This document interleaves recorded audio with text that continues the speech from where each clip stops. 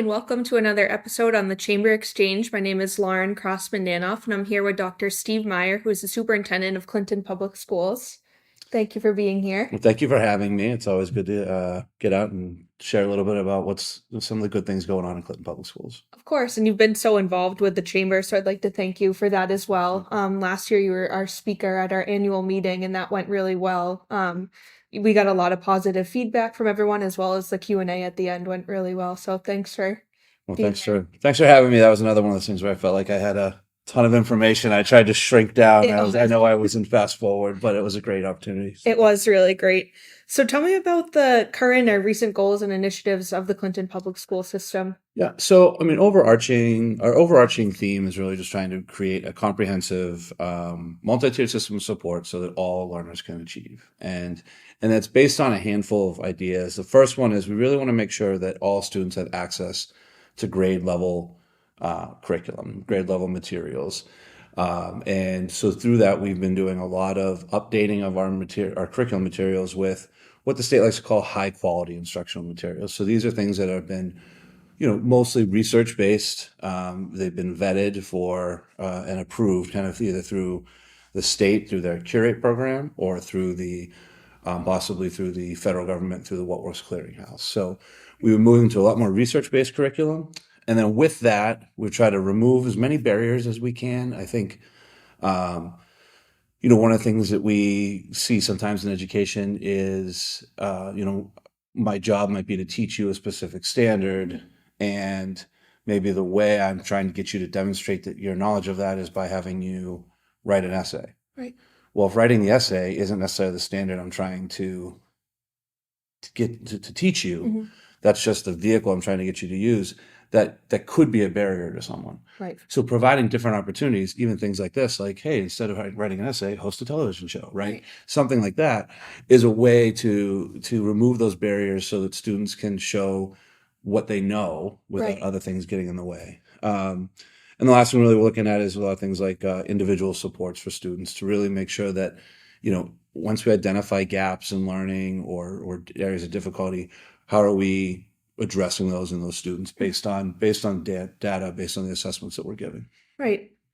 Can you talk about early college and career pathway support that you guys provide? Yeah. So right now at the high school, we do have an early college program. We partner with Mount Wachusett and with Fitchburg State. So students can take college courses right at Clinton High School. Right.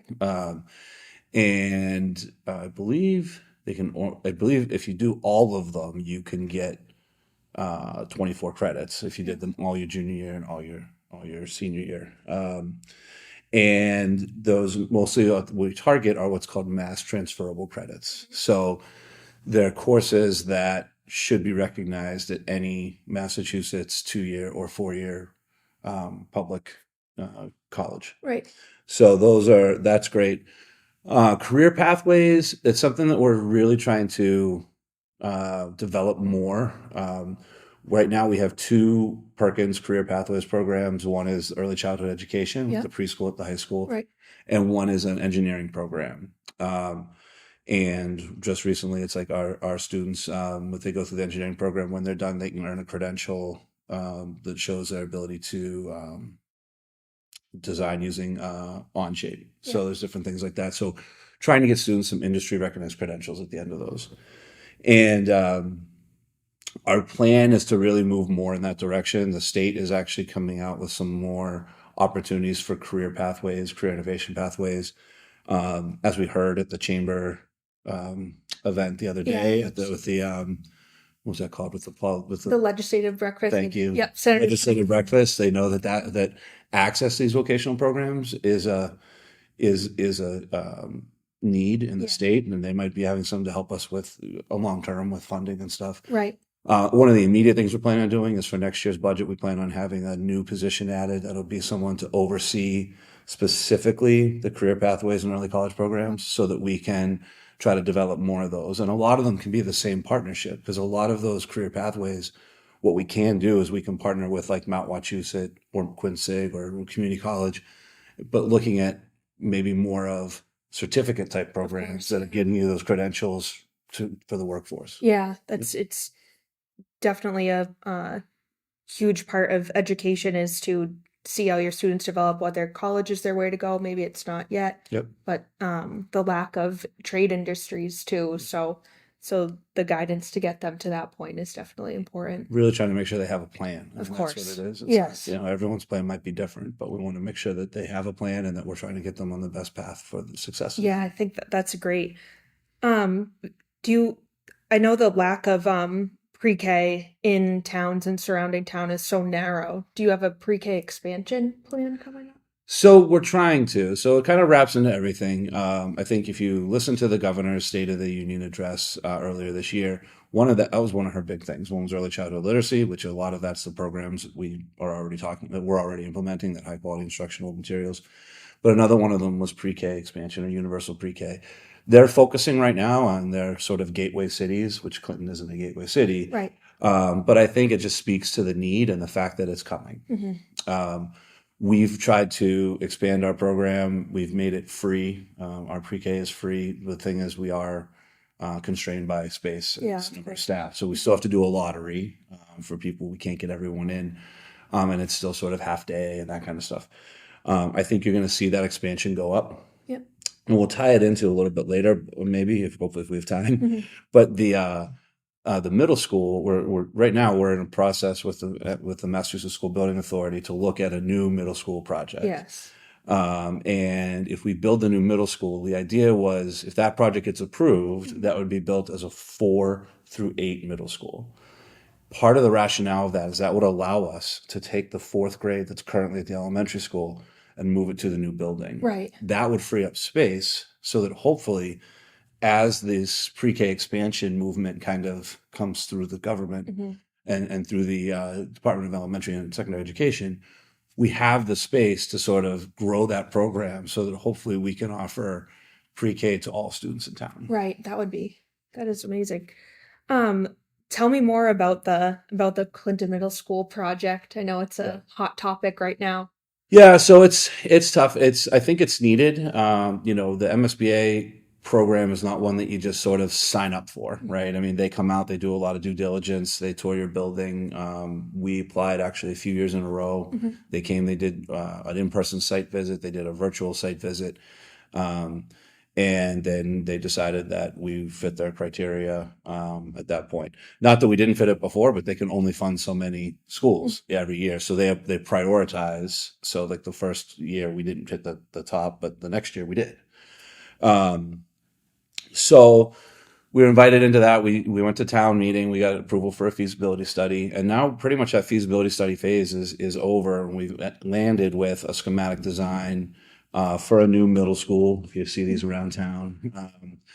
And really what this is trying to share with people is the information from the feasibility study. So it's what the town voted. We paid money to do a feasibility study. This is sort of the information. This is where it landed, right? And what it looks like is, we could build a new school and it's probably going to have a price tag of about $130 million, but about 70 million of that would be funded by the Massachusetts School Building Authority. About 60 million would go to the town.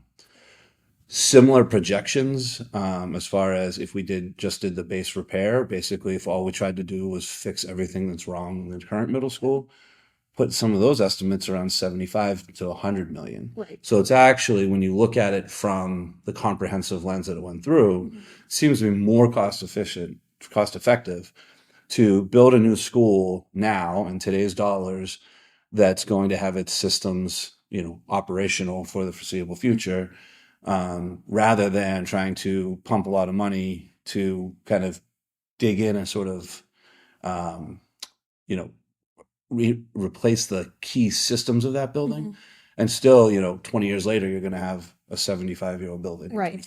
So, and it's not, that doesn't address any of the educational deficiencies. Some of the, like the classrooms you had to walk through. The space, stuff. Right. I'm sure. Did you go to school? Yeah, I went to the middle. You know what that's like. When I was there, and that was 20 years ago. So can't imagine it's gotten better. Yeah. So the next step is we have a preferred schematic design, which is that the new building, as I mentioned, and that'll go to the MSBA, to their board of directors in late April. If that is approved, that's when we would get sort of that commitment for a dollar amount from them. Mhm. Once we have that commitment for a dollar amount, then we get from that point, if we're approved there, we have 120 days to get approval from the town. So it'd most likely end up being on a town meeting this year and on the Yep. ballot for the town election this year. And at that point, it would be up to people to just kind of, you know, look at the information and make their own judgment based on what they feel is in the best interest of the town. Right. Briefly, I don't want to take up all the Yeah. frequently asked questions that you get. They're probably Yeah. the same thing. But what's the layout of the projected middle school now compared to where it is, and will um the education be interrupted within the building now? Right. So those are great questions. No, so one of the things that we'll be doing is the new school is proposed to be built sort of behind the current middle school, where the fields currently are, the middle school fields. Right. And it'll kind of be sort of rotated. So really sort of the front of the building is almost going to be looking sort of at the high school. Yeah. And then the current building would be torn down, and that would become primarily the parking lot, and sort of where the parking lot is would be some replacement fields, like Yeah. that kind of. So it's sort of just sort of chasing each other. Um, part of the rationale of this design as well was this should not have any disruption to students, because we're building close, and Yeah. but really it's going to be, you're still going to have a road that goes around. You'll have a construction fence, and they'll be building on that side of the fence. And really, that area they're building, the main border is the gym, Right. which doesn't really have windows out that Yep. way. So, so it should not provide much disruption, which was one of the things when we looked at some of the different ad reno options that we looked at, like addition and renovation options, is those would have come with a substantial disruption to students, possibly including like modular classrooms and all that kind of stuff. So that is a good point. Yeah, we're fortunate the way Yeah. it lays out. Yeah. And I know like some neighbors, you hosted a forum recently, Yeah. a few weeks ago. So I think a lot of the neighbors on that side attended, and they were relieved to know the way that it's going to work out for Right. them. Yeah, because we're still I forget what that's called. That stretch, South Main Street. Yes.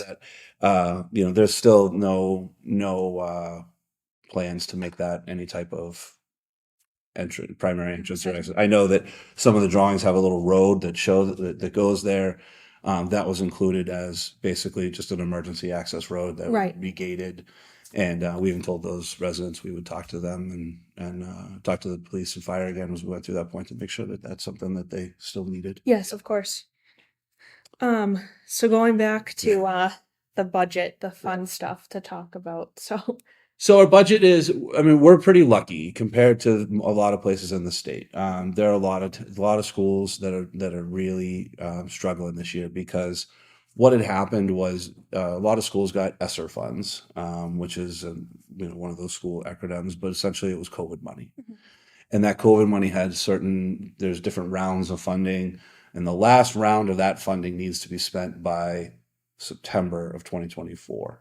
So really, you can't really fund anything for the whole school year next year with that money. Mm-hmm. So a lot of schools are having trouble with sort of the funding cliff from that money going away.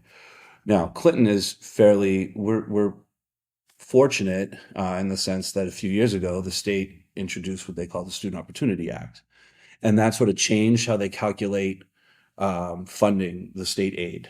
And so all of those changes were very beneficial to Clinton, based on a lot of it was like recognizing the fact that, it costs more to educate a student who is an English learner, right? Yes. So when they do our state aid, we get, more dollars per pupil for English learners, and some of those things, that's one of them, but they did a lot of revamping on that formula. So that's helped us over the last few years to see some pretty significant gains in our state aid, which has been nice. This year, it wasn't as large as we had hoped. I mean, the last 2 years, our state aid increased almost $2 million, right around $2 million. This year, it increased about $1 million. So it was about half of what we had received. A big part of that was the inflation rate. The governor only used 1.35 as an inflation rate this year in the Chapter 70 formula. So we're hopeful that maybe the that inflation number might get changed to something a little more accurate as it goes through the House and the Senate and the budget process. But regardless, we did get $1 million, which is enough to hopefully help so far to get us to sort of offset those that loss of ESSER funding. So we're not really facing the funding cliff that a lot of districts are, but we're looking at right now probably more of a kind of like a level service budget where we should be able to do pretty much the same thing, offer the same things next year that we were this year. Right. So overall, not as good as it was the last couple of years, but it could be worse. And like I said, unfortunately, there's a lot of districts who are in, they're not able to maintain their level services. They're actually laying staff off. So. Right. But still, working towards making Clinton Public Schools a desirable place for people to be able to live, work, and educate their kids here. Yeah. So it all go together, and the community aspect of it as well. So I want to thank you for taking your time out of your day to be here. And thank you for the work that you've done for the Clinton Public Schools as well. Thank you. Thank you so much for having me. And thank you for all the work you've done with the chamber. Of course.